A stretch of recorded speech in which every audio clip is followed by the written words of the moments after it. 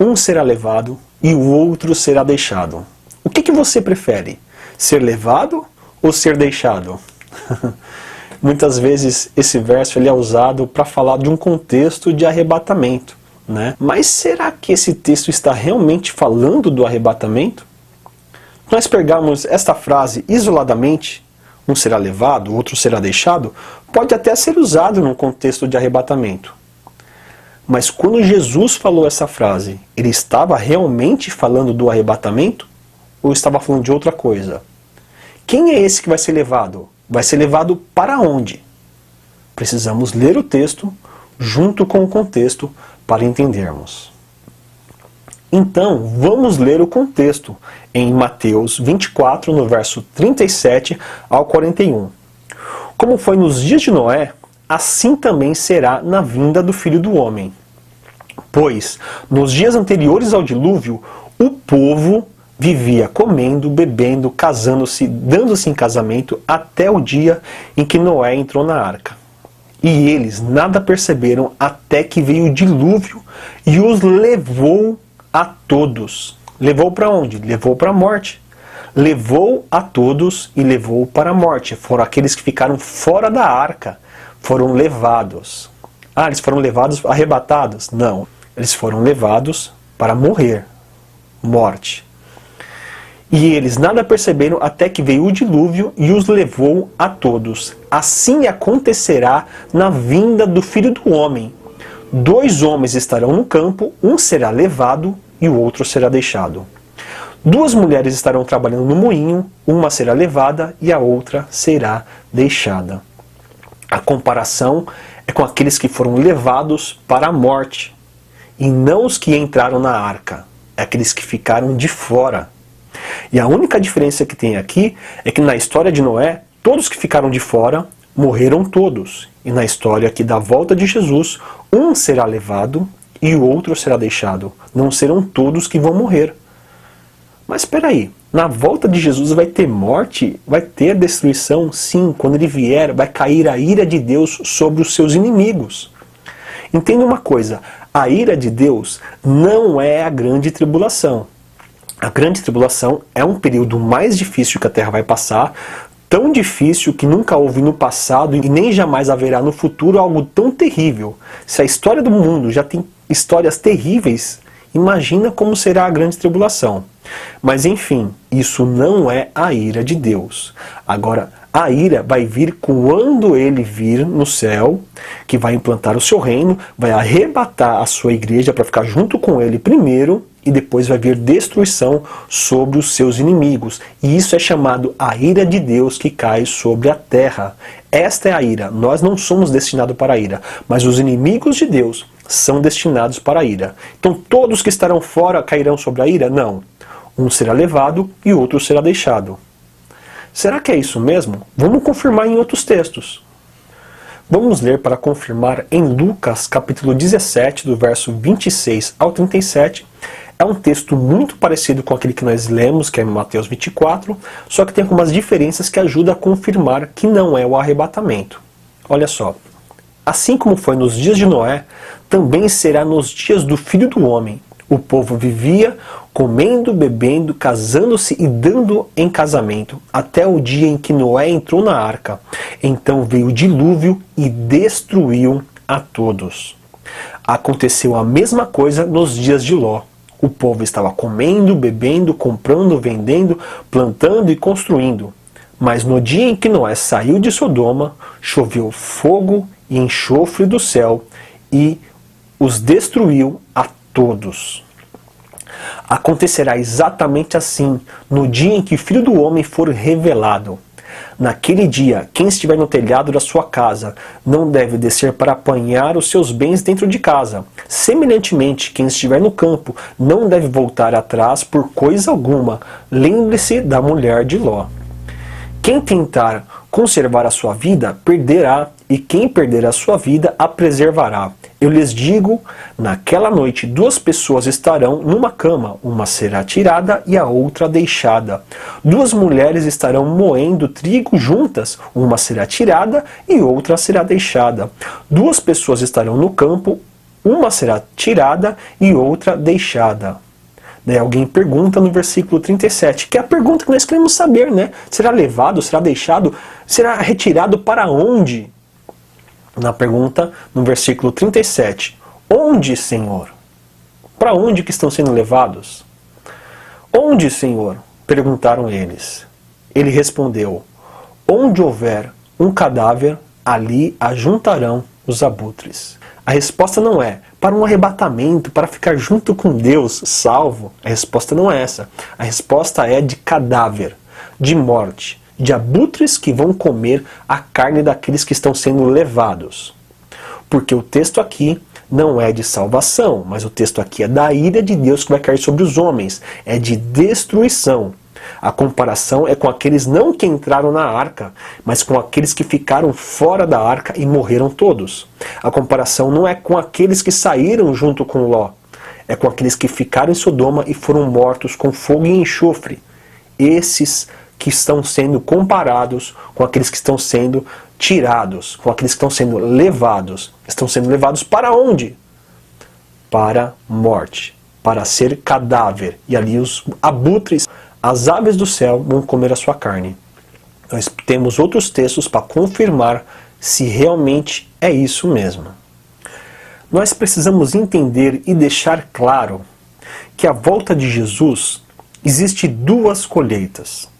Uma para a vida eterna e outra para a destruição, para ser derramada a ira de Deus. Eu quero confirmar isso em um texto de Apocalipse, que está no capítulo 14, e ali é como se fosse uma história resumida do que vai acontecer. Olha só.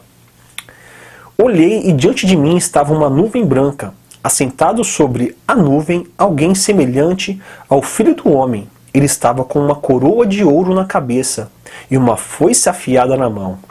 Então saiu do santuário um outro anjo que bradou em alta voz àquele que estava sentado sobre a nuvem: tome sua foice e faça a colheita, pois a safra da terra está madura.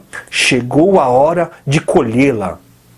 Assim, aquele que estava sentado sobre a nuvem passou a foice na terra e a terra foi ceifada. Aqui é arrebatamento. É Jesus recolhendo os seus escolhidos. Essa é uma colheita. Agora vai ter a segunda colheita na continuação dos versículos. No versículo 17. Outro anjo saiu do santuário do céu, trazendo também uma foice afiada. E ainda outro anjo, que tinha autoridade sobre o fogo, saiu do altar e bradou em alta voz àquele que tinha foice afiada: tome sua foice afiada e junte os cachos de uva da videira da terra, porque as suas uvas estão maduras. O anjo passou a foice pela terra, ajuntou as uvas e as lançou no grande lagar da ira de Deus. Elas foram pisadas no lagar, fora da cidade, e o sangue do lagar chegava ao nível dos freios do cavalo, numa distância de cerca de 300 quilômetros. Então, esse texto aqui mostra bem claro duas colheitas. Uma para salvação, arrebatamento para ficar agora para sempre com Jesus, e outra para derramar a ira de Deus. É claro, existem outros textos que você conhece também que fala que nós não somos destinados para a ira. O castigo, a destruição que vai vir aqui, que é essa segunda colheita, é para cair a ira de Deus, é para serem destruídos. E isso não é para nós. Por isso que seremos arrebatados momentos antes. Não é arrebatados antes da grande tribulação. Não existe essa promessa. É momentos antes de cair a ira de Deus, nós seremos arrebatados para ficar junto com o Senhor. Quero ler mais um texto para confirmar, que está em Apocalipse, capítulo 19. E é interessante que você leia o capítulo 19 inteiro, porque ali mostra também com clareza que haverá aqueles que serão salvos, que estarão com o Senhor, que participarão das bodas do Cordeiro em salvação com Jesus. E a partir do verso 11, fala que Jesus vai guerrear contra os seus inimigos. Ele desce como um cavaleiro verdadeiro e fiel e vai guerrear contra os seus inimigos. E eu quero ler só a partir do verso 17 para confirmar a resposta que Jesus fez lá em Lucas, que ele falou assim, onde está o cadáver, ali estarão os abutres. Olha só a referência que se tem em Apocalipse a respeito da resposta de Jesus. Verso 17 do capítulo 19, fala assim, ó, vi um anjo que estava de pé no sol e que clamava em alta voz a todas as aves que voavam pelo meio do céu. Venham, reúnam-se para o grande banquete de Deus, para comerem carne dos reis, generais e poderosos, carne de cavalos e seus cavaleiros, carne de todos, livres e escravos, pequenos e grandes. Então vi a besta, os reis da terra e os exércitos reunidos para guerrear contra aquele que estava montado no cavalo e contra o seu exército, contra Jesus e o exército de anjos que estava vindo para guerrear contra os homens. Mas a besta foi presa e com ela o falso profeta, que havia realizado sinais miraculosos em nome dela, os quais ele havia enganado os que receberam a marca da besta e adoraram a imagem dela. Os dois foram lançados vivos no lago de fogo que arde com enxofre. Os demais foram mortos com a espada que saía da boca daquele que estava montado no cavalo, e todas as aves do céu se fartaram com a carne deles. Aqui deixa bem claro que quando o Senhor vier, leia o capítulo inteiro, mas eu quis enfatizar aqui, lembrando aquilo que Jesus respondeu. Onde estarão os abutres, e lá do cadáver, aqui está falando de mortos, de morte, e que as aves irão comer a carne deles. É exatamente a referência daqueles que serão levados para a ira de Deus, para a condenação, para a destruição. E lembrando, conforme Jesus falou, não serão todos destruídos. Um será levado e o outro será deixado. E aí? Você gostaria de ser levado?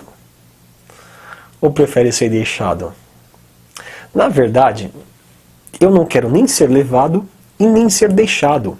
Eu quero ser arrebatado antes que isso aconteça. Porque momentos antes, o Senhor arrebata a sua igreja para ficarmos junto com Ele. Não somos destinados à ira. E a ira é este castigo de morte. Em seguida, Ele vem para guerrear contra os seus inimigos e eles serão levados à morte, à destruição, como foi nos dias de Noé, como foi nos dias de Ló em Sodoma. Eles serão levados para a morte e para a destruição. Por que um outro será deixado? Porque não serão todos que morrerão. Haverá sobreviventes para viver também no período do milênio. Pessoas comuns, com corpo mortal, vai viver no milênio com Jesus. Nós que já fomos arrebatados e salvos, teremos um corpo espiritual, um corpo celestial, e viveremos com o Senhor na Nova Jerusalém e ajudaremos neste governo do milênio. Então haverá sim, tanto aqueles que serão mortos, os que serão levados, e os que serão deixados, que ficarão vivos para viver durante o milênio com Cristo também. A intenção deste canal aqui é sempre trazer a resposta na Bíblia. Então eu quero falar mais sobre esses textos, eu quero falar sobre outros temas, quero trazer mais clareza sobre esse assunto, porque é bem abrangente, estamos falando do futuro, profecias que Deus nos deixou, nos revelou através das Escrituras. Se inscreva no canal, você que não é inscrito, dê o seu like aí para ajudar na divulgação no canal, compartilhe este vídeo também. Este é mais um vídeo do canal Desembaralhando o Futuro e até o próximo.